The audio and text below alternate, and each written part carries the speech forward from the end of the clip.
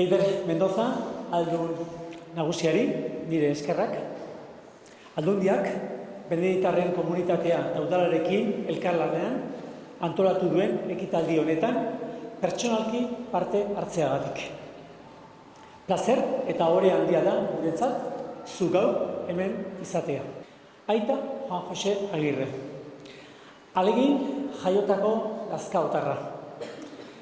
Alkate eta lagun gisa bihotzez eskertu nahi dizut, Juan Jose, urte guzti hauetan gure herriari, euskarari eta euskal kulturari egin diozu ekarpen handia. Iraganaren kontakizun osatuagoa eta gizatiarragoa eraikitzen laguntzeagatik.